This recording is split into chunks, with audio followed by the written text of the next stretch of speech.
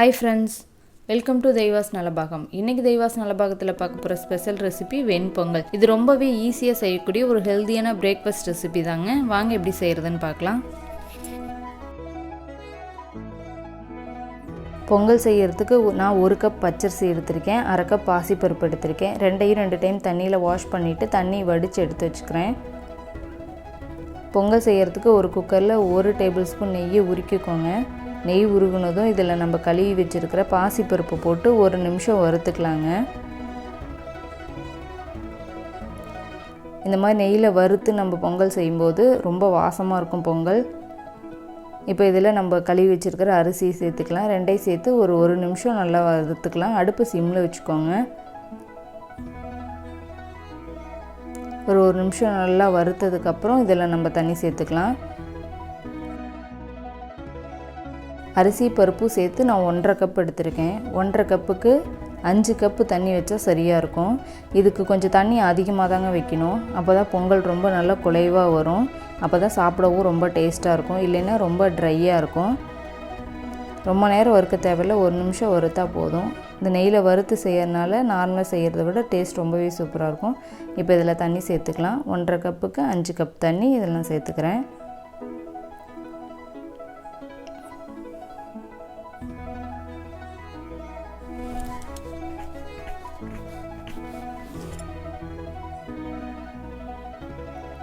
தண்ணி சேர்த்துட்டு நல்லா கலந்து விடுங்க.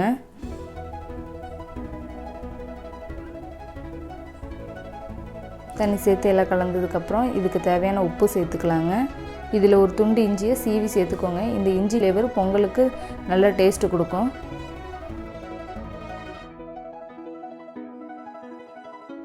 இப்போ ஒரு குக்கர் மூடி போட்டு மூடி வச்சிடலாம். இது 3லேருந்து 4 விசில் விட்டுக்கலாங்க. இப்போ ஓப்பன் பண்ணிடலாம். இப்போ பொங்கல் ரொம்பவே நல்லா குலைவாக வந்திருக்குது.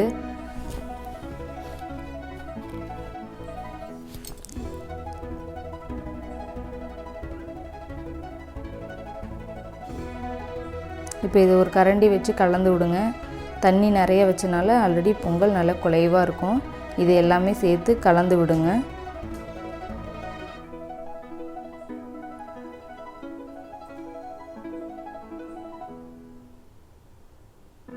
இந்த அளவுக்கு நல்லா குலைவாக இருக்குது பாருங்கள். இப்போ இந்த பொங்கலை நம்ம தாளிச்சிடலாம்.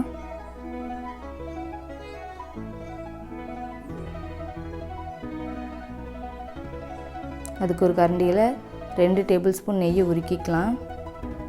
இதுக்கு ஒரு நெய் தாங்க ரொம்ப டேஸ்ட்டாக இருக்கும். நல்லா நிறையாவே நெய் விட்டுக்கலாம். ஒரு 2 டேபிள் ஸ்பூன் அளவுக்கு நெய் விட்றேன்.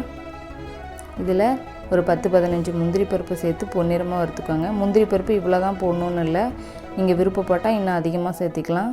ரொம்பவே டேஸ்ட்டாக இருக்கும். அந்த பொங்கல் கூட இந்த முந்திரி பருப்பு சேர்த்து சாப்பிடும்போது ரொம்பவே டேஸ்ட்டாக இருக்கும். இது கூட 1 டேபிள் ஸ்பூன் சீரகம், 1 டேபிள் ஸ்பூன் மிளகு 1-2 உடச்சி கூட சேர்த்திக்கலாங்க. நான் முழுசாக தான் போடுறேன். இது கூட ஒரு கொத்து கறிவேப்பிலை. அடுப்பு ஆஃப் பண்ணதுக்கப்புறம் இதில் கொஞ்சம் பெருங்காயத்தூள் சேர்த்துக்கலாங்க. இதில் நம்ம பருப்பு, நெய், முந்திரி எல்லாமே போடுறதுனால கொஞ்சம் பெருங்காயத்தூள் சேர்த்துக்கிட்டால் வயிற்றுக்கு ரொம்ப நல்லது. கேஸ் ட்ரபிள் ப்ராப்ளம்லாம் இருக்காதுங்க. இப்போ இதை பொங்கலில் சேர்த்துடலாம். அவ்வளோதாங்க, நம்ம கம்மன்னு பொங்கல் ரெடி ஆயிடுச்சு. இதை சட்னி, சாம்பார், மெதுவடை கூட சேர்த்து சாப்பிடும்போது சூப்பராக இருக்குங்க டேஸ்ட்டு. நீங்களும் ட்ரை பண்ணி பாருங்கள். இந்த மாதிரி செய்யும்போது பொங்கல் இருக்காது, சாப்பிட திகட்டாது. இந்த கரெக்டான இந்த மெஷர்மெண்ட்டில் செஞ்சோம்னா கரெக்டாக இருக்குங்க. ஹோட்டலில் சாப்பிட்ற மாதிரியே அதே டேஸ்ட்டு இந்த பொங்கலில் கிடைக்கும். நீங்களும் ட்ரை பண்ணி பாருங்கள்.